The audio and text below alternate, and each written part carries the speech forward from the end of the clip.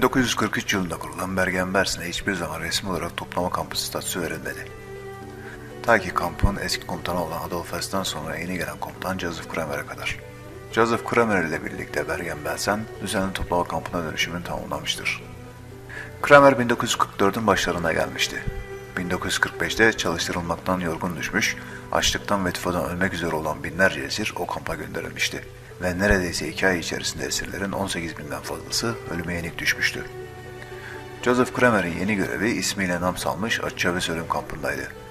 Görevdeki gücünü bir önceki görev yaptığı toplama kampında olan şöhreti ve Belsen canavarı lakabını alıyordu. Yemek yemezsen tuvalete gitmezsin sloganı ile esirler sürekli aç bırakılıyordu.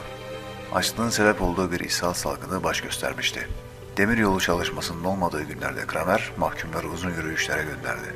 Yürüyüşe devam edemeyenler ya oldukları yerde ölüme terk edildi ya da oracıkta vuruldu. Yollar binlerce kişinin cesetleriyle doluydu. Bir Bergen-Belsen kurtulanı savaş sonrası şunları söylemiştir. Koku dayanılmaz hale gelmişti.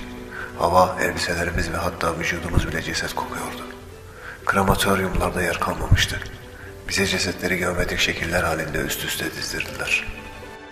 Başka bir çocuk mahkum ise şunları anlattı.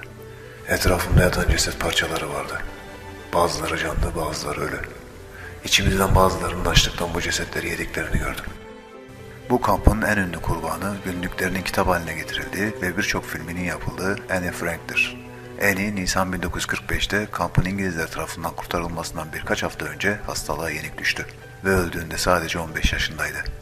1945'te İngiliz ordusu Belsen'i kurtardı ancak mahkumları kurtaramamıştı.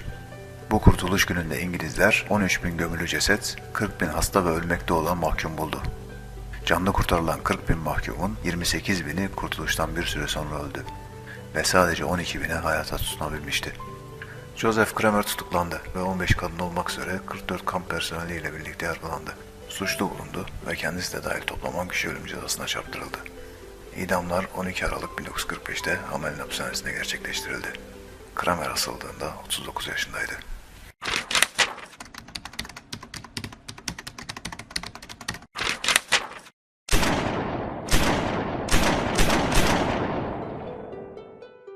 Lyon kasaba lakabıyla bilinen Klaus Barbie, Nazi tarihine bakıldığında en acımasız isimlerden biridir. Tarih sayfalarına zalimliği ve ahlaksızlıklarıyla ismini baş sayfalara yazdırmıştır. Öyle ki tek başına 40.000 insan öldürmüş azılı bir katildir. Yaptığı barbarlıklar insanlığın hayal edemeyeceği cinstendir. Kendisi Fransız kökenli bir Almandır. Babası Nicolas Barbie tam da olduğu gibi savaş ve arbede meraklısı bir psikopattı. Ailesi Fransız devrimi dönemlerinde devrimi kabullenmeyip Almanya'ya gittiler ve oraya yerleşip benimsediler. Artık tamamıyla Alman olmuşlardı. Klaus'un çocukluğu oldukça sakin ve sessizdi. 10 yaşına geldiğinde babasını kaybetti. Babasının ölümünden sonra ailesi maddi sıkıntıya düştü. Bu sırada Barbie'nin ciddi psikolojik sorunları baş göstermeye başladı. Uyumsuz ve asosyal bir çocuk olan Barbie aynı zamanda eşcinsel tavırlar sergiliyor, çoğu zaman dengesiz ve tutarsız hallere bürünüyordu. Gençlik dönemlerine geldiğinde Nazi Partisi'ne üye oldu ve parti içinde ciddi çalışmalar sergiledi. Korkusuzdu. Girdiği her ortamda farklılığını hissettiriyordu. Bu tavrı onu partinin gözde elemanı haline getirdi ve hızla yükselmeye başladı. Gestapo 4. Bölüm Başkanlığı'na getirildi. Fransız partizanlarına karşı işkence ve idamın yolunu açtı. Fransız direniş lideri olan Jean Moulin'in ölüm emrini de bizzat kendisi verdi.